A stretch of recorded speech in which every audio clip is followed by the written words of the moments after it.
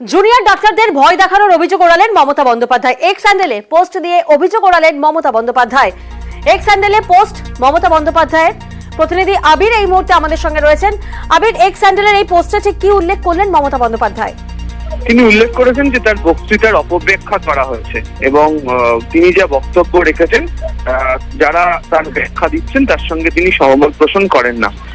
তিনি লিখেছেন যে তিনি পড়ুয়াদের, যারা ডাক্তারি পড়ুয়া যারা রয়েছেন তাদের আন্দোলনের বিরুদ্ধে একটা শব্দ তিনি উচ্চারণ করেননি। তাদের আন্দোলনকে সম্পূর্ণ সমর্থন করেন, তাদের আন্দোলন যে ন্যায্য এবং কখনই তাদেরকে কোনো হুমকিও তিনি দেননি।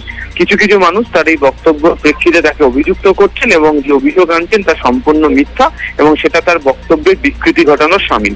একই সঙ্গে তিনি যেটা উল্লেখ করেছেন যে তিনি মূলত যেটা বলেছেন সেটা হচ্ছে বিজেপির বিরুদ্ধে।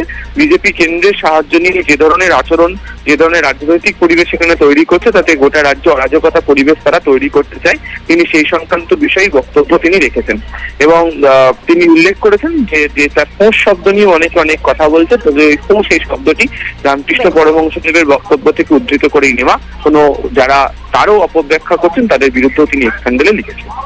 বেশ।